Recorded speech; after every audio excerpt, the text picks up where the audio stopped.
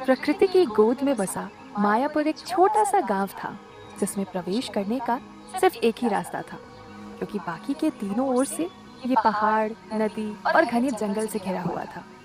यहाँ का मौसम हमेशा से ही ठंडा रहता था।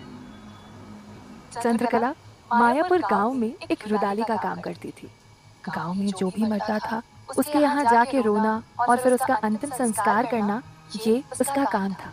चंद्रकला की आंखों में जिस तरह से दुख दिखता था, वो देखकर पत्थर भी पिघल कर रो पड़ते थे।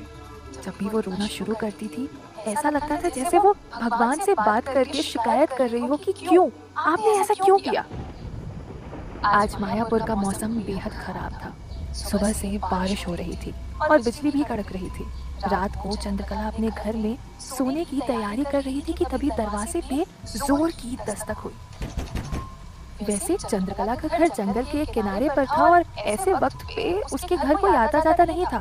फिर आज मौसम भी खराब था, इसीलिए दरवाजे पे हुई इस दस्तक ने उसे हैरानी में डाल दिया। जब उसने दरवाजा खोला तो सामने उसे कोई भी नहीं दिखा।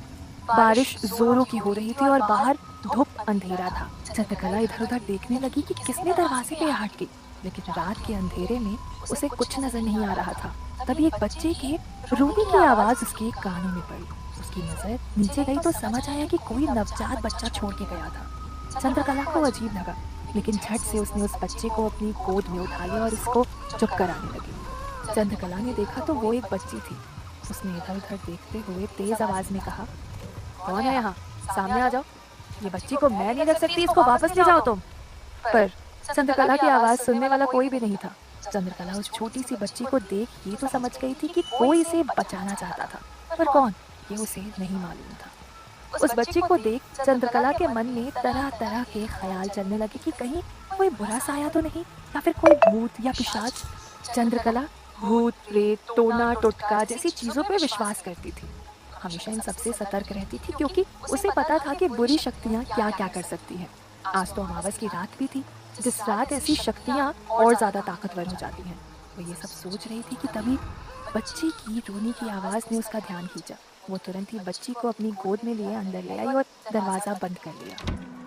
ठंड से जैसे उसके अंदर सिहरन सी उठने लगी। उसने तुरंत ही बच्ची को एक कपड़े से ढका और रसोई से बच्ची के लिए दूध लेकर आ गई। बच्ची को दूध पिलाते वक्त चंद्रकला ने उस बच्ची के चेहरे को ध्यान से देखा। एक बहुत ही मासूम और प्यारा चेहरा, जिसको देखकर कोई भी अपने सारे गम, सारी मुश्किलें भूल जाए। उसने तुरंत ही उस बच्ची को अपने सीने से लगा लिया और कहा, नीति, आज